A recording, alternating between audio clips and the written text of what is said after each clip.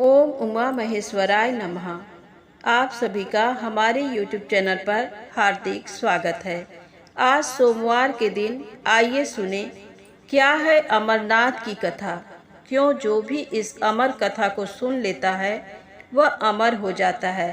साथ में जानेंगे बिल्व वृक्ष की महिमा और उसकी पौराणिक कथा। तो प्रेम से बोलें शंकर भगवान की जय हो। पुराणों में संस्मरण है कि एक बार माँ पार्वती ने बड़ी उत्सुकता के साथ बाबा श्री विश्वनाथ देवादिदेव महादेव से ये प्रश्न किया कि ऐसा क्यों होता है कि आप अजर अमर हैं और मुझे हर जन्म के बाद नए स्वरूप में आकर फिर से वर्षों की कठोर तपस्या के बाद आपको प्राप्त करना होता है। जब मुझे आपको ही प्राप्त करना है तो फिर मेरी ये तपस्या क्यों, मेरी इतनी कठोर परीक्षा क्यों, और आपके कंठ में पड़ी ये नरमुंड माला तथा आपके अमर होने का कारण व रहस्य क्या है। महाकाल ने पहले तो माता को ये गूढ़ रहस्य बताना उचित नहीं समझा, परंतु माता की हट के आगे उनकी एक न चली। तब अंततोगत्वा महादेव शिव को माँ पार्वती को अपनी साधना की अमर कथा, जिसे हम अमरत्व की कथा के रूप में जानते हैं, इसी परम पावन अमरनाथ की गुफा में कही। भगवान शंकर ने माँ पार्वती जी से एकांत व गुप्त स्थान पर अमर कथा सुनने को कहा, जिससे कि अमर कथा को कोई भी जीव व्यक्ति और यहाँ तक कोई पशु पक्षी न सुन ले, क्योंकि जो कोई भी इस अमर कथा को सुन लेता वह अमर हो जाता। इस कारण शिव जी माँ पार्वती को लेकर किसी गुप्त स्थान की ओर चल पड़े।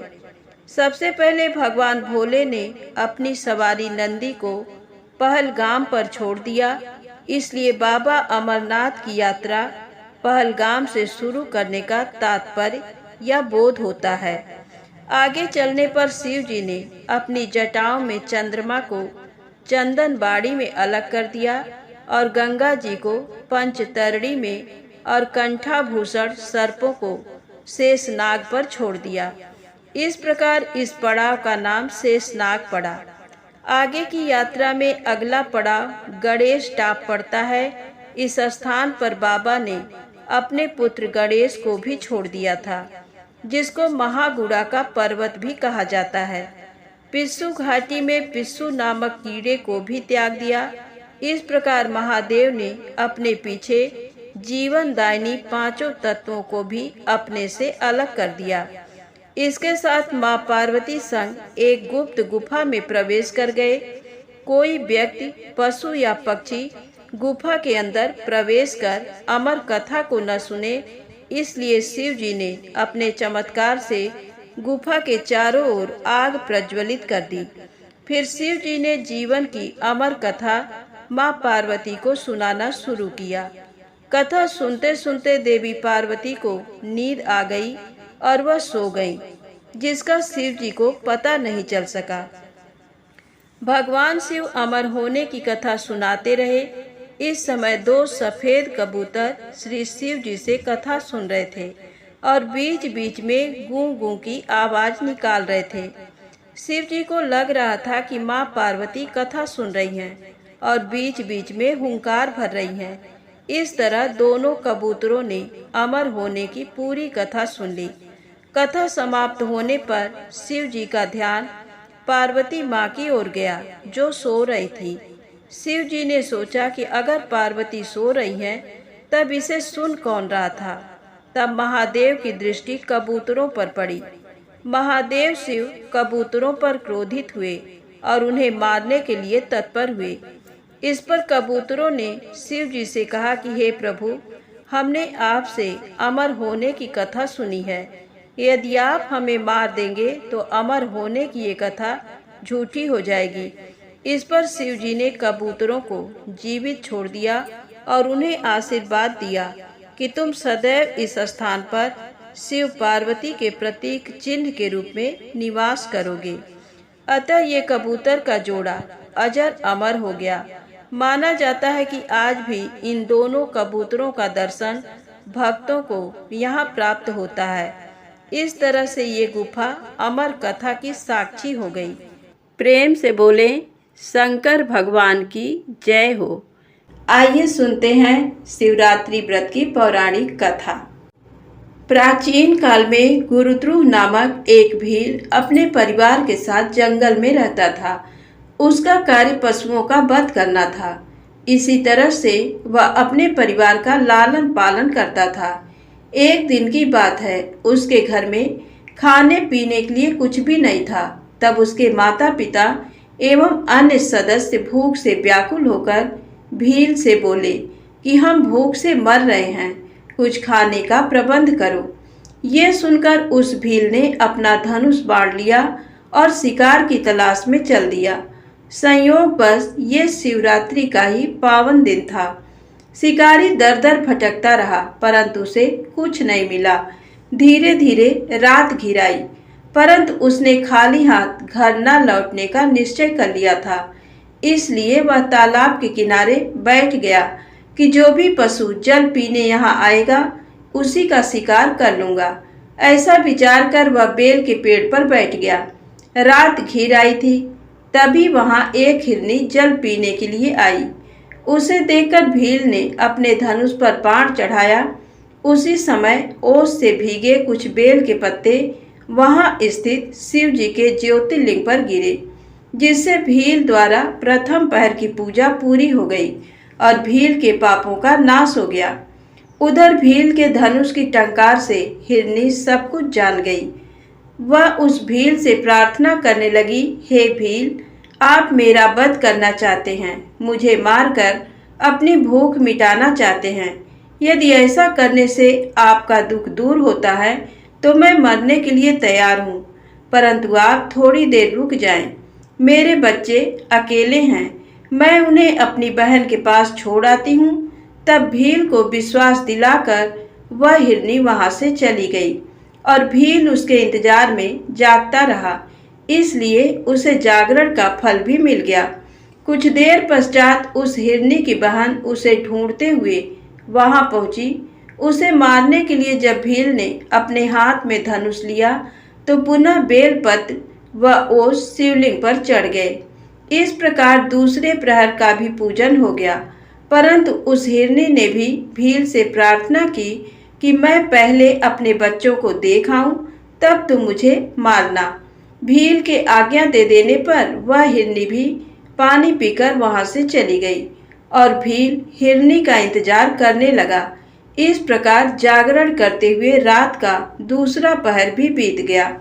जैसे ही रात्रि का तीसरा पहर आरंभ हुआ, एक मोटा हिरन पानी पीने हेतु उस तालाब पर आया। उसे देखकर भील ने जैसे ही अपने धनुष पर बाण चढ़ाया, वह हिरन डर गया। उसी समय ओस रूपी जल एवं बेलपत्र पुनः शिवलिंग पर गिरे, जिससे तीसरे पहर का पूजन संपन्न हुआ। वह हिरन भी शीघ्र लौटने का वादा करके अपने बच्चों को समझाने के लिए चला गया और भील उसके इंतजार में जागता रहा। उधर दूसरी ओर वे तीनों, दो हिरनी व हिरन, घर पर एकत्रित हुए और उन्होंने सारी बातें एक दूसरे को बताई।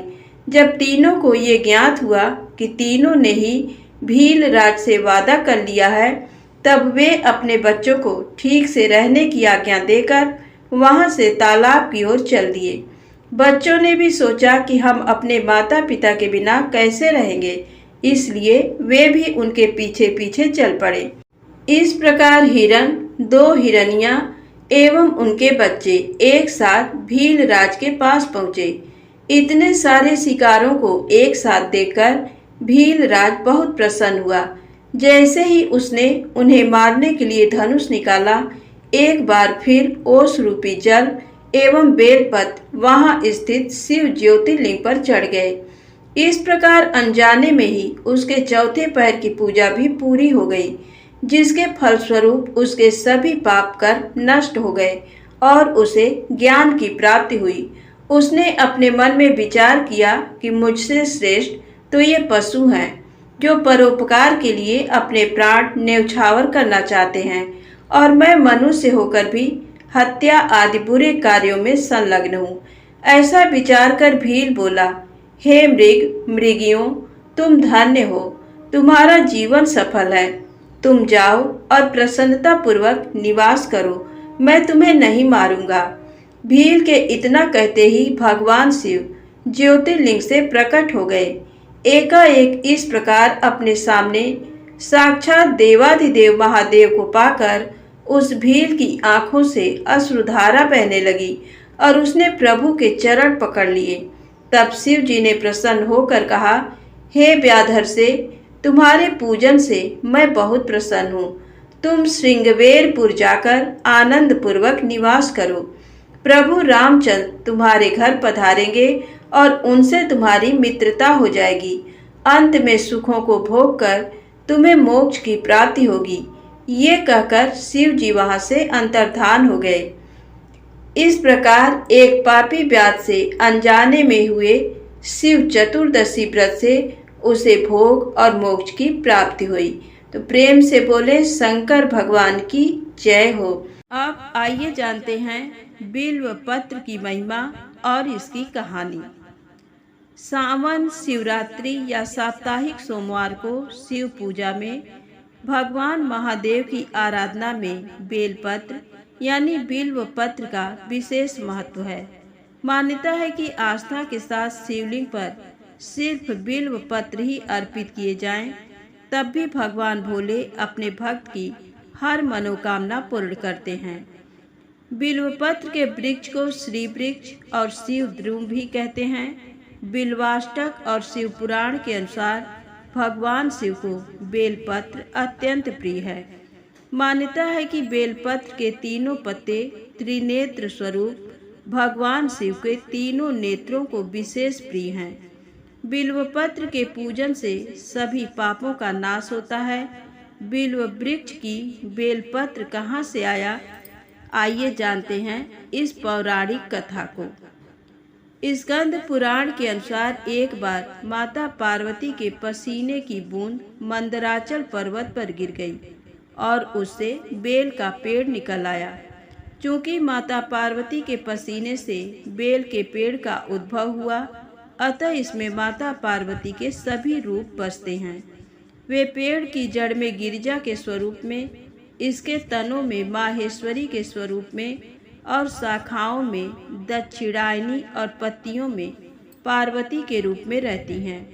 फलों में कात्यायनी स्वरूप व फूलों में गौरी स्वरूप निवास करती हैं। इस सभी रूपों के अलावा माँ लक्ष्मी का रूप समस्त वृक्ष में निवास करता है। बेलपत्र में माता पार्वती का प्रतिबिंब होने के कारण इसे भगवान शिव पर चढ़ाया जाता है। भगवान शिव पर बेल पत्र चढ़ाने से वे प्रसन्न होते हैं और भक्त की मनोकामना पूर्ण करते हैं। जो व्यक्ति किसी तीर्थ स्थान पर नहीं जा सकता है, अगर वह सावन मास में बिल्व के पेड़ के मूल भाग की पूजा करके उसमें जल अर्पित करें तो उसे सभी तीर्थों के दर्शन का पुण्य मिलता है। बिल्व वृक्ष के आसपास सांप नहीं आते। अगर किसी की शव यात्रा बिल्व वृक्ष की छाया से होकर गुजरे तो उसका मोक्ष हो जाता है। 4, 5, 6 या 7 पत्तों वाले बिल्व पत्र पाने वाला परम भाग्यशाली और शिव को अर्पण करने से अनंत गुना फल मिलता है। बेल वृक्ष को काटने से वंश का नाश होता है और बेल वृक्ष लगाने से वंश की वृद्धि होती है। सुबह शाम बेल वृक्ष के दर्शन मात्र से पापों का नाश होता है। बेल वृक्ष को सींचने से पितर तृप्त होते हैं। बेल वृक्ष और सफेद आग को जोड़े से लगाने पर अटूट लक्ष्मी की प्राप्ति होती है। जीवन में सिर्फ एक बार, और वो भी यदि भूल से भी शिवलिंग पर बेल पत्र चढ़ा दिया तो उसके सारे पाप मुक्त हो जाते हैं।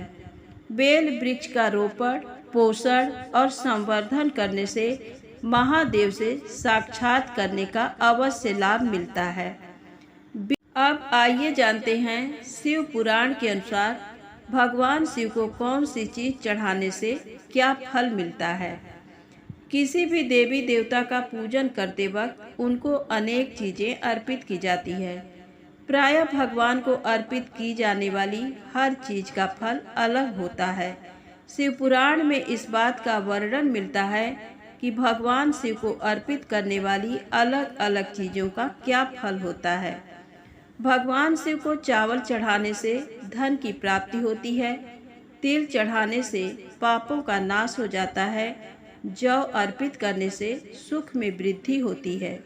गेहूं चढ़ाने से संतान वृद्धि होती है। ये सभी अन्न भगवान को अर्पण करने के बाद गरीबों में वितरित कर देना चाहिए। शिव पुराण के अनुसार ज्वर बुखार होने पर भगवान शिव को जलधारा चढ़ाने से शीघ्र लाभ मिलता है। सुख व संतान की वृद्धि के लिए भी जलधारा द्वारा शिव की पूजा उत्तम बताई गई है। नपुंसक व्यक्ति अगर शुद्ध घी से भगवान शिव का अभिषेक करे, ब्राह्मणों को भोजन कराए तथा सोमवार का व्रत करे तो उसकी समस्या का निदान संभव है। तेज दिमाग के लिए शक्कर मिश्रित दूध भगवान शिव को चढ़ाएं। सुगंधित तेल से भगवान शिव का अभिषेक करने पर समृद्धि में वृद्धि होती है। शिवलिंग पर ईख का रस चढ़ाया जाए तो सभी आनंदों की प्राप्ति होती है। शिव को गंगा जल चढ़ाने से भोग व मोक्ष दोनों की प्राप्ति होती है। मधु शहद से भगवान शिव का अभिषेक करने से राजयक्ष्मा रोग में आराम मिलता है।